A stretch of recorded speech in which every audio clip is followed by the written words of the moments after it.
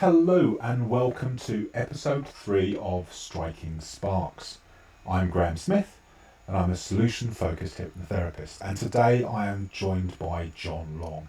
I am very fortunate to have played Sparkfinder, my mental health Pathfinder games, with John for the last 2.5 years. And this is particularly amazing because John, every session we run, has to deal with aphasia. So, John, if you could introduce yourself and tell us a little bit about your condition, please. Okay. My name is John Long. I was a I worked in food service as a chef and as a manager for over 30 years. Um, I was actually trying to relieve stress and only had 2 more days left of my job when I had my stroke. I was going to become a um, police dispatcher for the county.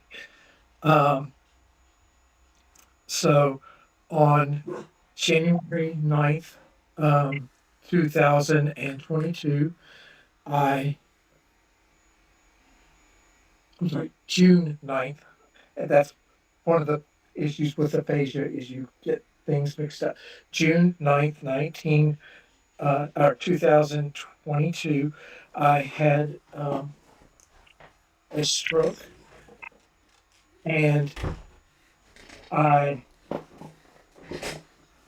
didn't realize I was having it. I went downstairs to let my cat go outside, and my wife was at the top of the stairs and she asked what I was doing. I sat there, and in my mind I was getting so frustrated with myself because I'm like, why aren't you answering her question? Um, this is no time to be obstinate. This is just answer it, just answer it. And I couldn't even mouth anything or something like that. I wasn't even trying. I couldn't physically try to speak. It was just all in my head. Luckily, she worked in an assisted living facility, so she knew the signs of a stroke. She saw my face and immediately called the ambulance. So, and part of when you're dealing with a stroke is every second matters. So we got the paramedics there quickly. Um, I went to my local hospital, but they didn't have the facilities to do the surgery for a stroke. So um, they were going to put me on a helicopter and take me to the next city. This is something I find funny is I've always wanted to take a ride in a helicopter, and so it's like I was like, okay, I'm having a stroke, but I'm excited about getting on the helicopter. Well, there was a crew from an ambulance from the other hospital that was there, and they're like, no, no, no, it'll take too long. We'll go ahead and take him because it'll take too long to get the helicopter going. So I didn't get to ride in a helicopter.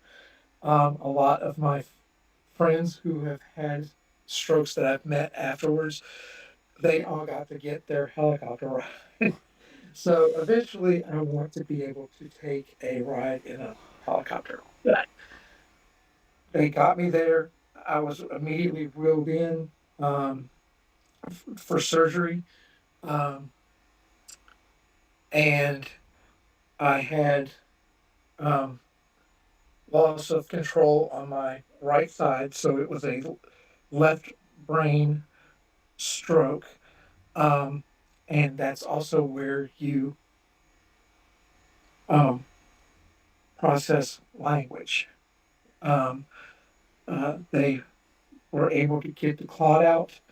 Um, it took me a long time to be able to speak. I could just do like one or two words, and it was a chore to do that. Um,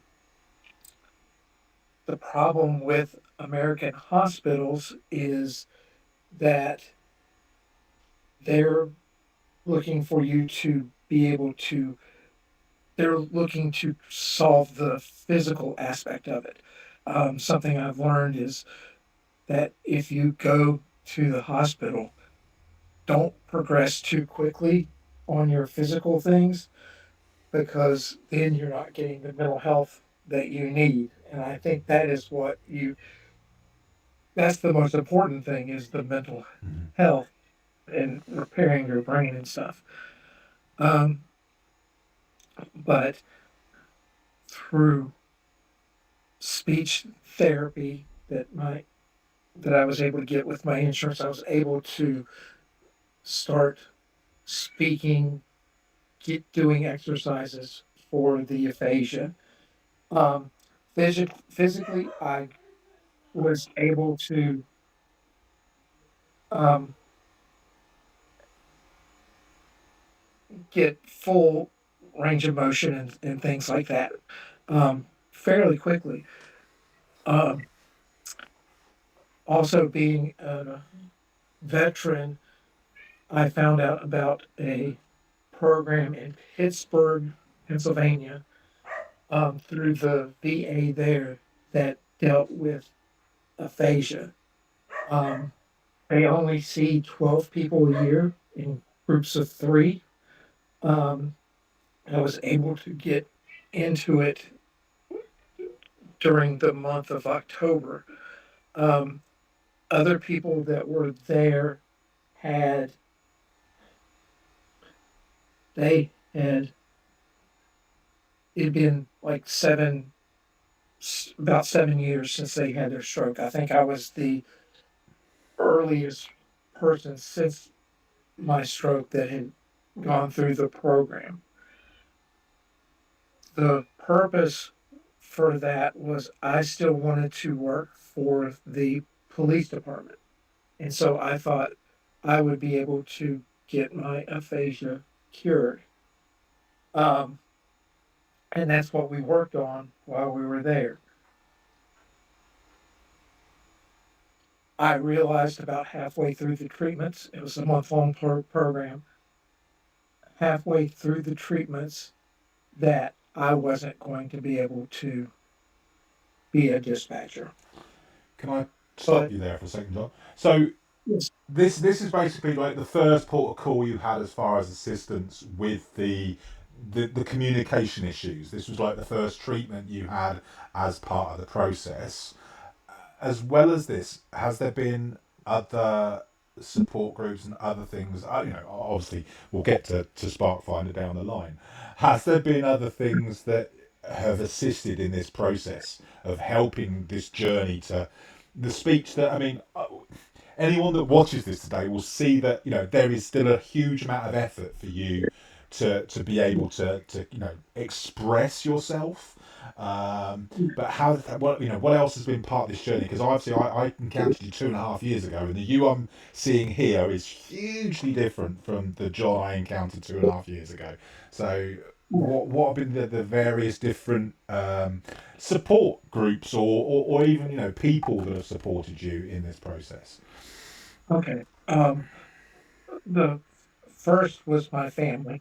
Um, my wife and my kids were very instrumental, cooking for me and stuff in the beginning, um, being encouraging. Um, about a week or two after the stroke, I was able to post something on Facebook telling people that I had a stroke and letting them know that I had aphasia. It took me a whole day to be able to type that, uh, just because my brain was having to learn everything again. You almost feel like you were a kid. You're having to learn to talk again. Um,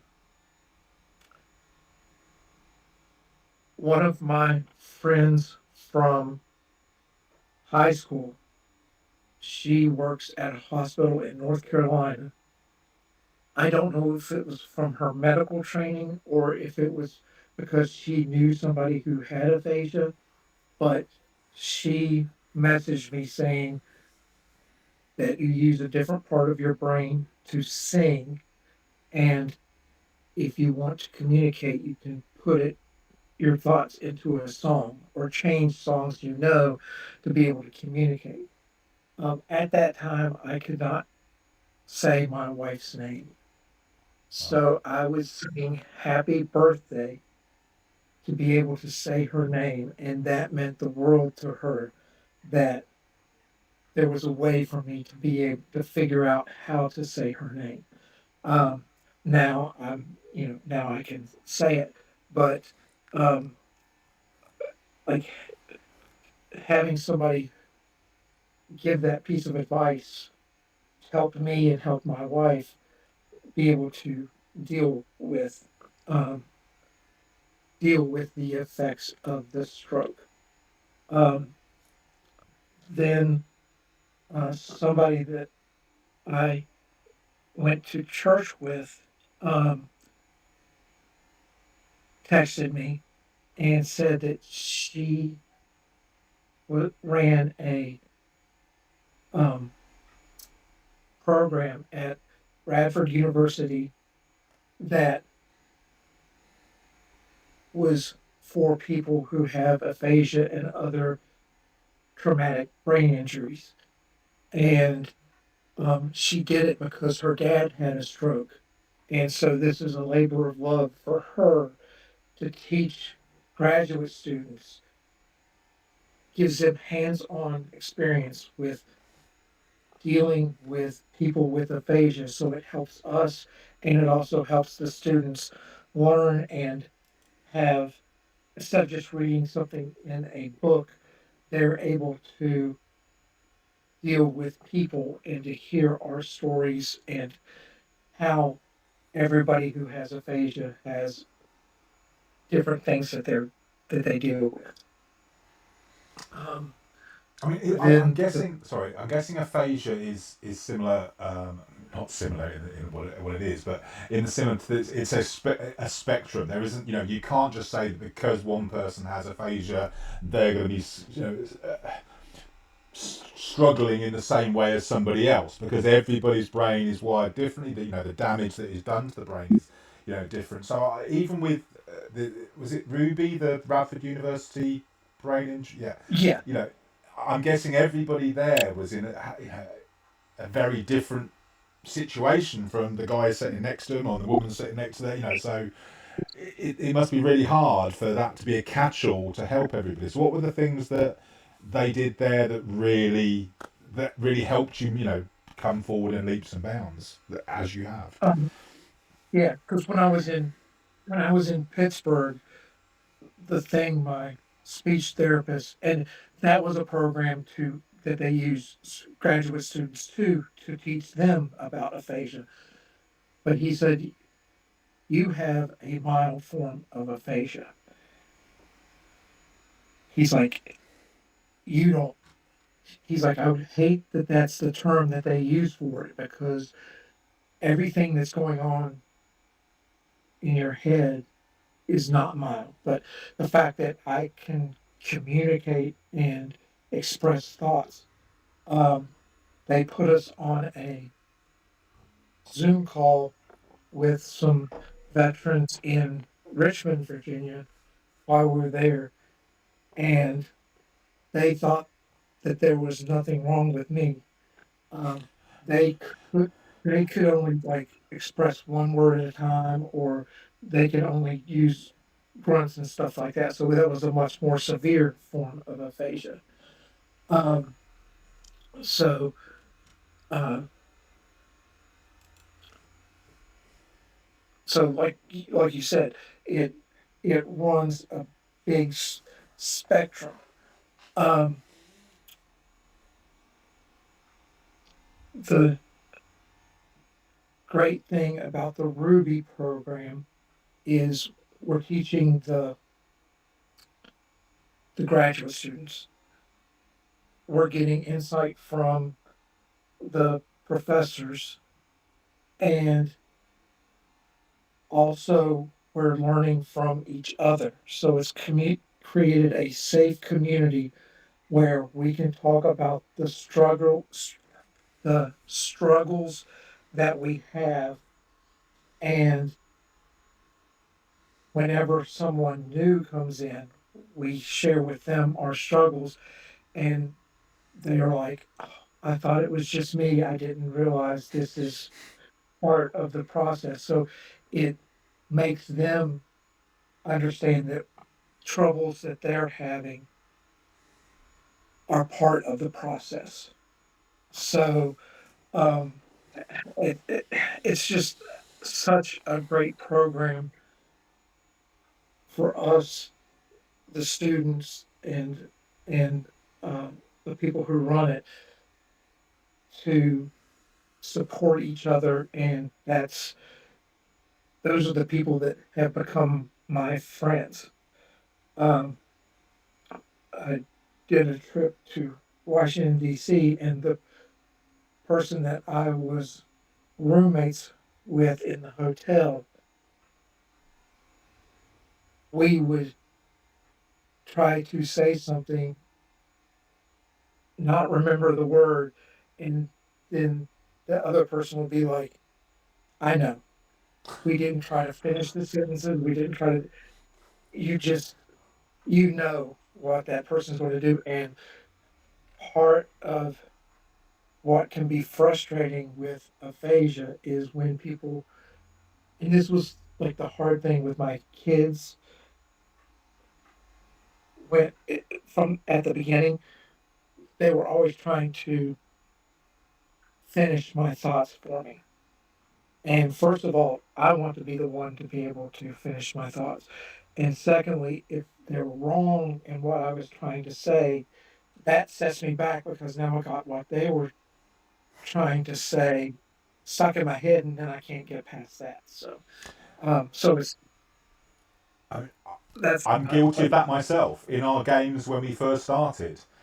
And it's partially the desire to help. It's the part. yes, We're sitting there and we're going. If I say it for him, but it's also that the fact that as human beings, we're naturally impatient. And so the people, although it's good, well intentioned, it's almost because there is that part of them that's just, that even about how they, are responding to you, it's kind of saying, just get it out there. That they're almost trying to hurry you up by bringing you in. And I know that when we first started our sessions, both myself and a couple of the other gamers were guilty of that. Because we were kind of like, oh well, if we finish it, he can move on to the next bit, not realizing how that would affect the whole process you were going through to find the words, that without finding the word that you'd wanted, like I said, if what we said wasn't right, you've now got to go down a completely different route to find what it is you were trying to say to correct what we've put in there. So absolutely, totally get that. Which kind of brings us to the role playing aspect. Now, as I mentioned before at the very start, I was fortunate when I first started. But I think you were the second person that contacted me, John, that basically said, I would like to be part of this. Now, you had a long history with role playing games going your long way back, which I will talk to you about in a second. But I'm just going to okay, explain to everyone a little bit about Sparkfinder. So Sparkfinder was started off as a game of Pathfinder, combined with a little bit of group therapy, and for those that wanted it, also a monthly one-to-one session. Now, our group therapy is very light. We just have a period where we talk about what's been good, putting us in the right part of the brain. We then have a little bit of neuroscience information, and then as the players may be thinking about what's going on, we have a relaxed, informal game of Pathfinder for 2.5 hours. And John came to me and basically said, I would very much love to be part of this, but I don't know how you're going to be regarding this, because explained about his aphasia, explained about his condition, and my response to that was basically, I haven't got a fucking clue if it's going to help because I had no experience whatsoever with aphasia. In fact, as John was telling me about it, I'm looking up on Google what it is.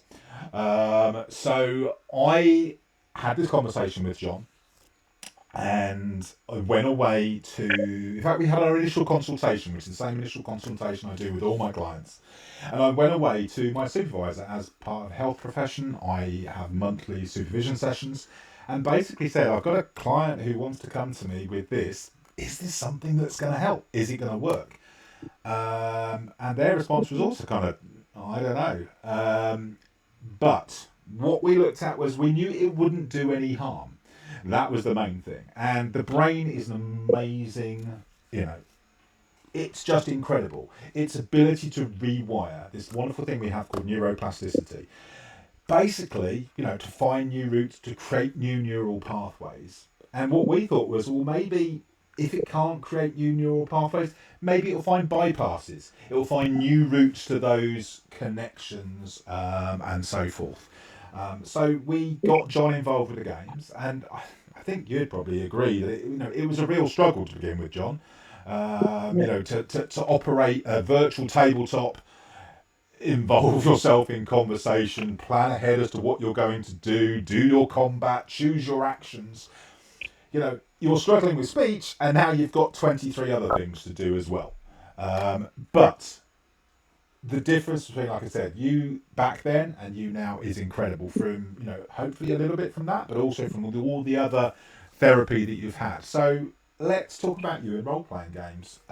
When did you start? How did you start? And what were your first experiences of role playing games? I started when I was 10 years old, with my the neighbor who lived down the street. We did a lot of camping in backyards and things like that. Um, and we had the Dungeons and Dragons box set. We started off with that. Then we bought the first edition um, rule books, um, and uh, we played we played those. Um, when I moved to Michigan, I didn't have anybody that I knew that played. So for about 5.5 years, I didn't get to play role playing games. But then when I moved back here, I got back with Mike, and he said that he played with a few other people. So we started playing second edition Dungeons and Mm-hmm. Dragons and a lot of other TSR games that they put out. Um, we played Top Secret, Star Frontiers, uh, Buck Rogers, um, the Mar the original Marvel that came in a box set, um, uh, the Indiana Jones game. There was actually an Indiana Jones game that they put out. Didn't even know Um, that one, John. um, uh, so, and then we also played Star Wars, which was I think one of the best role playing games at the time with how they dealt with things. So um, we all played that. I got together with other groups to continue playing various Dungeons and Dragons and games like that. So um, that was then. And pre pre-stroke, I my local library started a Dungeons and Dragons game once a month. So I bought fifth edition uh, things, started playing again, um, and COVID happened and we played online, but we didn't have the virtual tabletop. We were just playing Theater of the Mind at that point. Then when I had my stroke, it was hard for me to go back to the library because there were kids that were playing, and it's not that I don't like to play with kids, but it was hard on me trying to get back into the game, having my language disability. And part of what happens with aphasia is you get overstimulated. If there's too many conversations happening, it basically your mind just starts retreating on itself. Um, like we had a party for my in-laws, like a birthday party for them, and we had a bunch of people in our house. And I was trying to talk to my daughter across the room. Well, there's other people that were talking in between, like that were talking to each other in between us. And I told my therapist at the time, I was like, it was, I could see conversation, I could almost picture the conversations happening um, in between us. It was like a visual thing. And that's kind of what happens with aphasia. You go through metacognition, and I feel like I'm becoming a brain therapist because I know all these terms now, but you hear yourself think. Before my stroke, I would just talk. You didn't hear thoughts in your head and things like that. Now, when I talk, I I can almost see it in my brain, everything working and looking for these words and things. Um, they told me things like that's metacognition. You're thinking about thinking, and um, I I think there's other people aside from people with aphasia that go through that. But having lived 50 years not having that, it suddenly became a shock. You like now it's this wasn't something you lived with all your life. It's something new, and I think that helps to be able to say this is what's different for me now than what was happening back then. Um, the problem with metacognition is it increases your neural fatigue, um, and also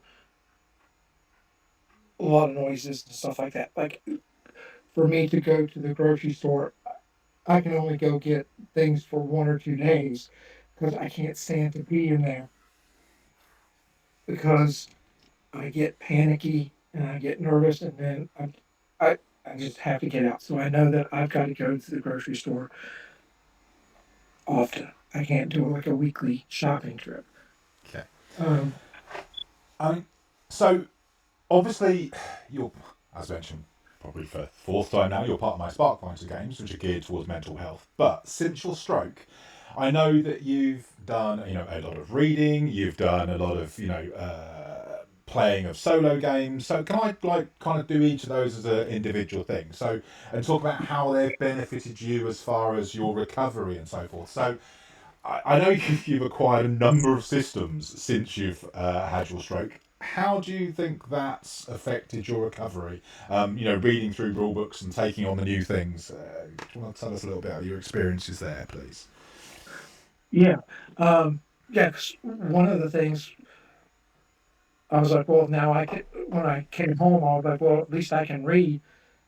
I opened a book and it was like I had dyslexia. I couldn't make out the words on the page.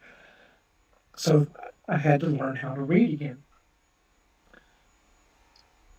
Using the rule books, that was probably one of the first things that when I was able to start reading again, because I could take it in chunks.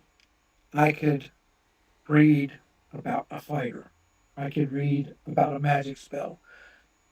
And so I didn't have to feel like, oh, I can't, I can't finish reading a chapter, but it gave me, well, if I just read a little bit about this, then I feel like I've accomplished something. It's like like a shorter. It gave me chunks to be able to complete things and say, oh, I've read this. Um, Now I'm able to read novels and stuff. I have to take breaks after like 20 pages, but part of what I do with Ruby is I'm part of a reading group, so we read a book every semester. So, um, but like I said, role playing games are set up so that you can just take things in chunks. And so even now, I enjoy taking up a role playing game and just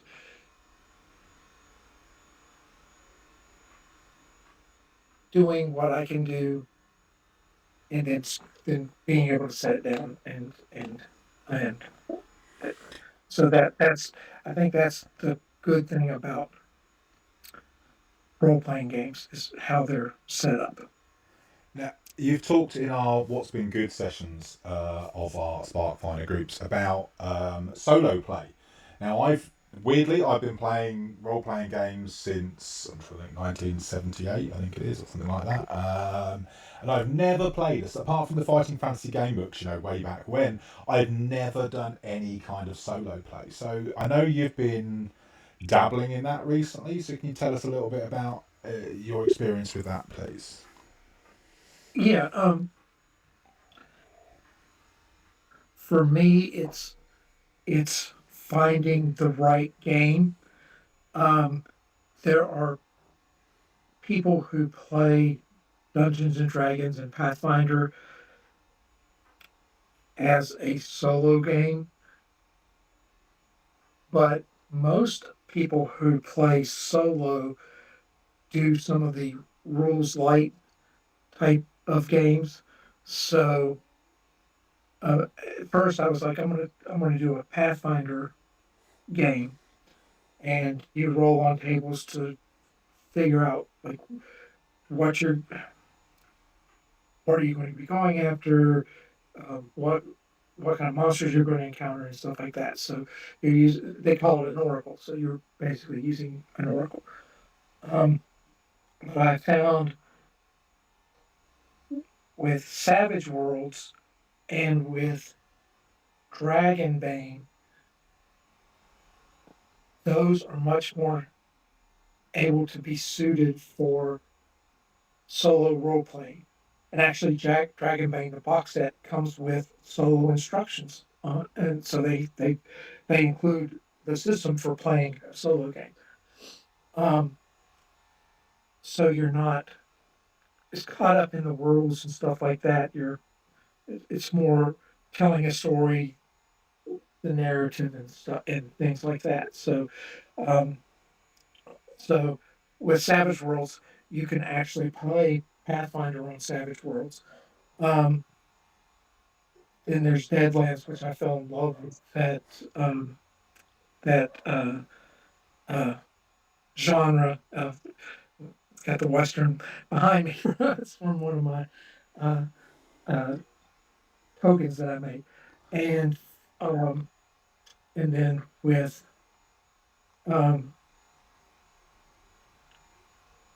with Dragon's Bane, it's easy to play because um, combat's really quick and things like that. You're not tied down to the numbers, and so what my next step is, I'm going to do journaling, which is what a lot of solo RPG people do, is they write down what goes on and then they write stories, um, like you're keeping a journal, um, and you're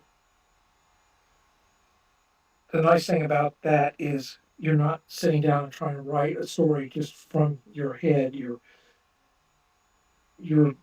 going off of prompts, but it's also okay. You had this combat. You just write down what you did, and then you go on to something else, and then you can write down. So you're not writing as much at one time, but then by the time you're done with it, you've got an interesting story, and it may just be for you, or some people publish them and stuff like that. So um, it's a way to use my imagination and exercising my brain. Um, once again, um, because since the stroke, I can't work anymore. So I feel I feel like I've lost a lot of communication with the outside world, but can't I can't dealing with the outside world. I can do it in like fits and spurts, but I can't go to a party and hang out for a long time. Okay. Um, so this is a way for me to use my imagination and to keep my brain active without having a lot of people around.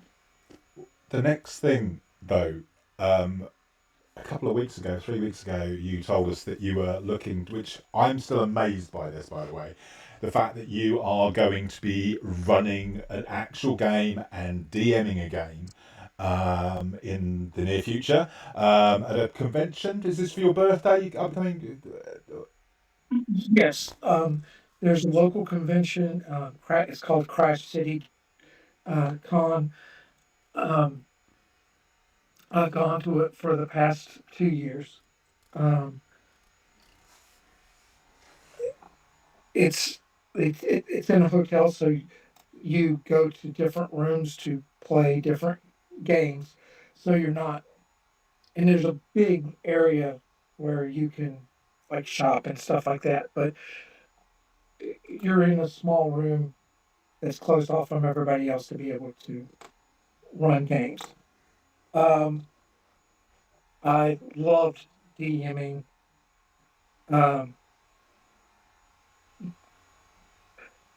back before my stroke, and that's something that I missed, and it was creating worlds and having people play in those worlds. Um, so this year, I saw that they were looking for DMs, and I decided I'm going to try to do it. Um, I have to set myself up to be able to do it correctly for people. Um, I have to write a lot of what I'm planning on saying out, but that's actually something that I do for your game um, sometimes. Um, so that way I'm not forgetting stuff because that short-term memory is an issue with aphasia as well. Um, so uh,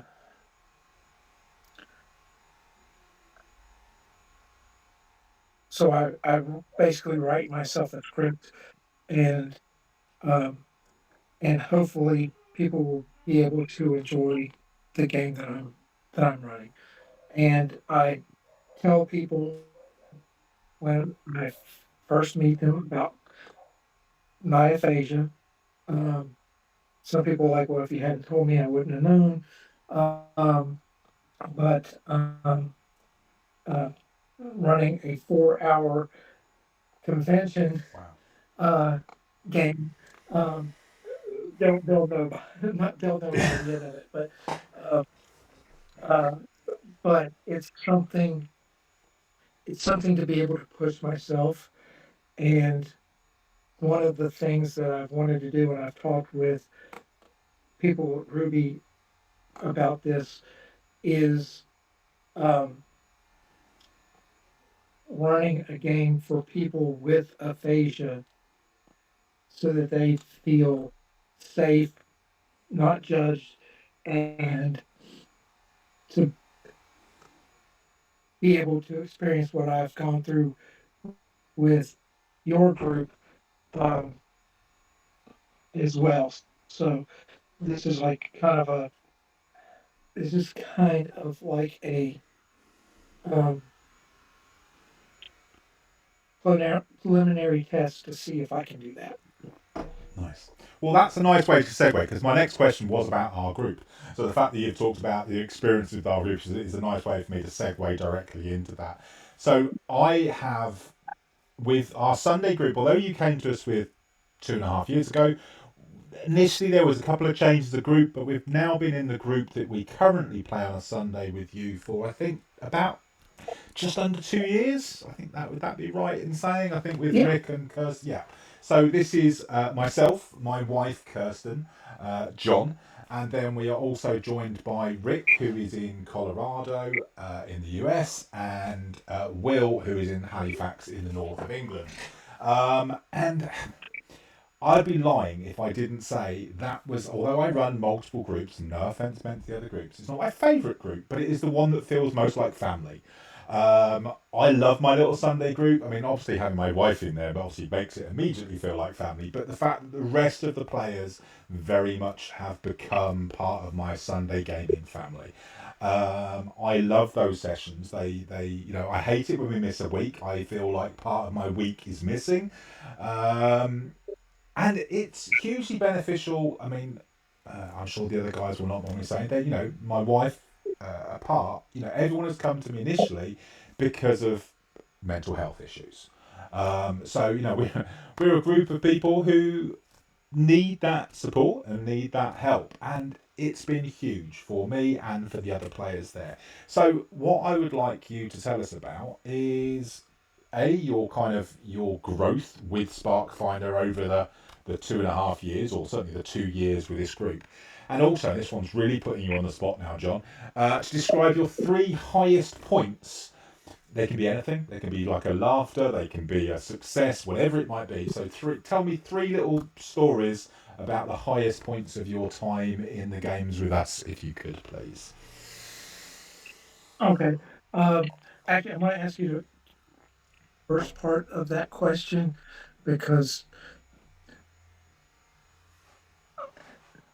I lose it in my head sometimes. So if you could Okay, repeat so that again. just talk about your experience and your growth within the group and how you feel that it's helped you, and then when you've done that, if you then go on to three key moments in your time with us, if you could. Okay. Um, As I said, I feel like I put you on the Pathfinder spot was there, John. always. Oh no, no, no, you're good. Um, Pathfinder was always a game that I wanted to try, and I couldn't find a group around here. But then when I saw the um, the thing you put out on Facebook, it I was like, this may be what I need. Um, because I was also going through a lot of depression at the time. Um, my dad had passed away 6 months before I had my stroke, so I was dealing with his death and the complications from my stroke, and having to deal with all of the things that we had to do to put his estate in order. Um, so I was like, I need something for myself that will I need an escape. and that um, the Rick was in our original group. Um, there was somebody else that I really enjoyed, and I created Family. And one of the things with Family um, is he suffered something akin to aphasia. So I put things that I had learned for me to deal with into him. So he had trouble talking. It made him ostracized from his community. His dad was very protective of him. And I think I put, now that I'm thinking about it, I probably put the dad figure in there because it gave me a way to have my dad be part of it. Um, but whenever he cast a spell, it was like the seeing part. It uses a different part of your brain. And so that's how he became so good at magic. Not good enough to survive, but he was. Uh, um, but I enjoyed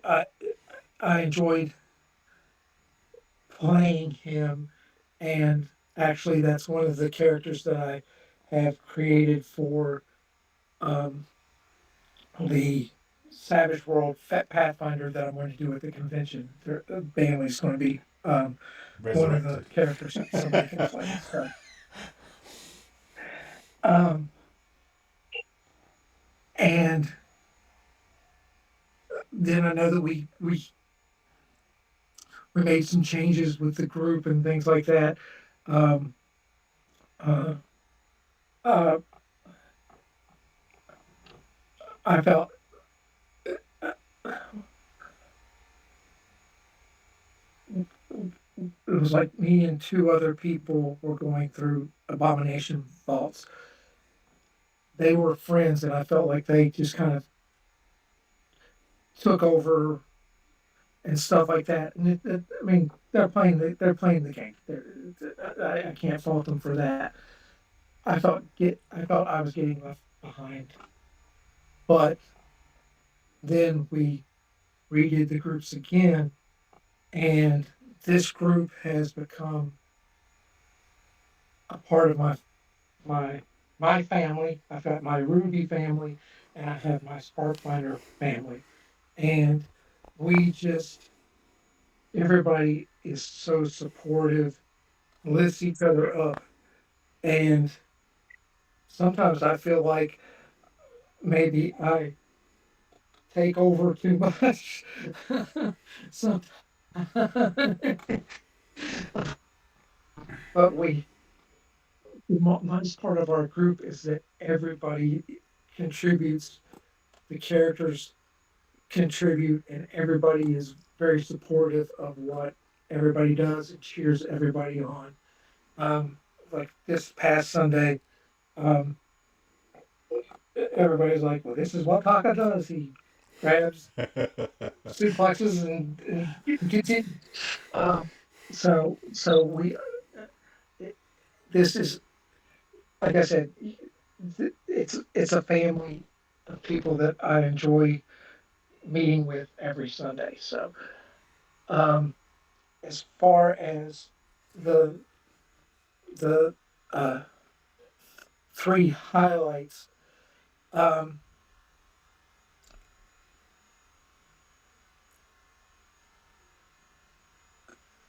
with Taka, he's not a brainy guy. Uh, he's kind of like a rugby. He I actually picture Roddy Piper playing him in a movie if he were still alive. Um, that was my favorite wrestler, um, and uh, being being able to work with him for so long, and sometimes I'm like, well, I need to be able to contribute to a cult or religion or something like that, and I'm like, no, that's not who he is. He he has a particular set of skills to steal a phrase, and he just I just and that's Taka. But then he also is I like portraying him as someone who is also empathetic. So when he when he has to kick ass, he does that. But then he also is trying to teach his what he's learned the at the temple that he grew up in to other kids, especially the unfortunate ones. Um, so to give them something other than crime and stuff for them to be able to latch up on, and even even if the community doesn't see it, he's still making a difference with those kids in the background. So um, that's something that I enjoy uh, uh, um, with with Taka, and that I think comes from. I've always felt like I've been empathetic, but since the stroke, I've learned new ways of seeing other people, and so that's where that kind of comes from. Is um, everybody's everybody sees something different, um, Well, and Tucker's so definitely you don't. definitely not the most diplomatic member of the party. He's probably the most direct member of the party, but he's certainly the more sympathetic to the people of the town as far as their plight. Whereas the others are kind of like. But yeah, he's definitely a gentle giant and quite a lot of inner thought going on with the character, even if he's not academic. There's a lot going on with Taka, is what it comes over as. So yeah, Yeah, and with my aphasia, hard for me to um, to lie and things like that. It's I don't I I don't have enough to do that now. So when like people were looking for the way to like coming up with the correct politi- politically I don't want to say politically correct, but speaking like a politician and choosing your words carefully and stuff like that, that's hard for me to do. So with Taka, that's why he is so direct, is because that's how I think now. Um, uh, before I prided myself on public speaking and things like that, and now I'm actually speaking. I am actually doing a lot of public speaking again about my aphasia, but it is more direct. It's not the language and stuff like that. Um, uh, so that's where Taka comes from. Is this is what's on my mind, and you're going to hear about it and take it or leave it. But his heart's always in the right place. it's really cool that those two characters, Banley has expressed something you needed to express and kind of get out there at the time, and it helped you process some of that stuff and so forth. And then Taka is more kind of like where you are now. So it's almost like there was part of the growth from Banley, and then the you now in Taka. And that's something that you don't always see. So you say you talk about your struggles finding bits and pieces, but you've put a lot of role. I mean, if you ever had the chance to listen to our sessions, I think we recorded a couple of them when we were practicing for our recorded session. Yeah. And you come over really well with the role playing, and I don't think you realise just how well you do at times. Yes, it's not necessarily flowery language and diplomatic, and we're not making deception rolls with slight of crafty words and so forth. But what you're doing as far as being in the moment and in character, you do incredibly well. You probably don't have anyone tell you that, John, but what you're doing there, and sometimes we have commented, Kirsten and myself, post session, just how taken aback we are with what you put into Taka as a character. So hats off to you for that, because it's hard for some people to get into character, without having to deal with a brain injury. To do it with a brain injury, what can we say? So that's two of the moments. We've got Banley and we've got Taka. So what would be a third moment that you'd like to share with us? Um, just how much this experience has helped me. Um, like I said, I can't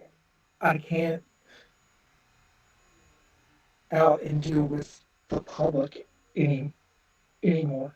Um, uh, we talked about this a few weeks ago when I went to a movie for the first time in like a year and a half, and it just drove me crazy having all these little kids running around. And this is nothing about little kids. It's just it affects my brain now. It's like I've turned the volume up on my head, and so it's just too much at one time, and I get overstimulated. And I want kids to be kids. I have to be able to um, insulate myself from that. So that's on me, and that's what I do. Um, this group gives me a chance to use my imagination. Um, it stimulates using that imagination in places that I haven't gotten to use it um, since the stroke. Um, my wife doesn't understand these games, but she lets me do it. And Ruby is great for getting together with people with the aphasia, and has been another great thing. But this helps me use my imagination. Um, and this is something that maybe I could bring up to Ruby is instead of talking about things that are happening to us, is maybe coming up with creative stories or things like that. Um, so this, One of the things that we always talk about in my initial consultation is that our brain can't tell the difference between what's real and what's not real, and which when I first heard that I was like, that can't be right. But generally, as far as the positive neurotransmitters we get from those experiences when we're using our imagination, we get the neurotransmitter boost exactly the same as if it was actually happening. So using our imagination is a great way to tap into those resources. So taking that to Ruby and seeing what you can do on those lines would be amazing, because that's what I do for a living. So yeah, And um, so yeah, so that is using that has helped me immensely. Plus, it gives me a safe spot to be able to practice because, like you said, if you don't exercise your brain, it it's going to start shutting down. And I've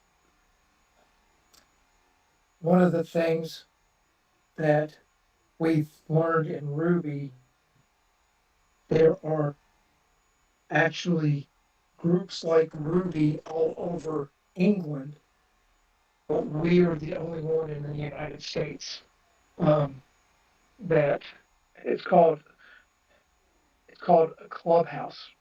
It's for people with aphasia to get together um, and work on the challenges and stuff. And there's things there's universities that do it.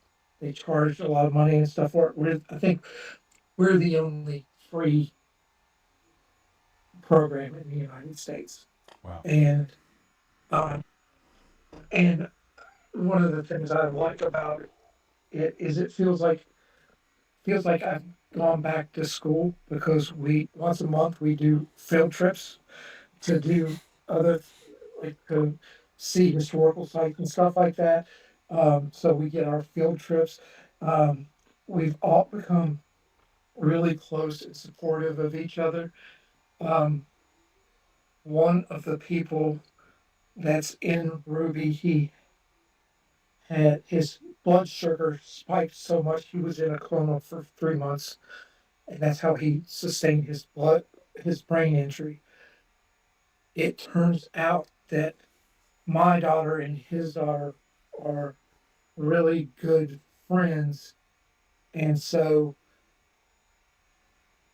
we've got that connection with them, and they were going through the university program together, and they, even though as a respiratory therapist, they did one of their presentations on the brain and aphasia and how so it gave them something common in a way to be able to express what they go through um, because I know that it I know that it affects me, but the thing is it affects everybody in my life, and so there's people that are probably like, well, this I haven't seen you in ages, and you used to do this, but you don't do it anymore. So I know that it doesn't just affect me; it affects um, a lot of people. So, um, uh, uh, so that's something I try to be cognizant cognizant of. Is it that this affects other what happened to me affects other people. So John, we are, because my normal videos are, so my normal videos for these striking sparks have come in at about 35 minutes, and I did know that this would be a longer one, knowing how much we had to go over, first of all, to explain your condition to those that might be watching, but I would like to say, so first of all, thank you so much for reaching out 2.5 years ago. I've learnt a lot from working with you, and I know that it's benefited both of us in that respect. But also for you to share that with everyone out there today is when you talk about the fact that not being able to say your wife's name and need to sing it just to be able to say her name, to where you are, having spent an hour and 4 minutes telling us about your condition. That is truly remarkable. So I would just like to say a massive thank you from me and from anyone else that happens to watch. And on that note, thank you for joining us on Striking Sparks. And John, I will see you on Sunday. Thank you. All right, thank you very much. I appreciate you letting me advocate for aphasia. Thank you.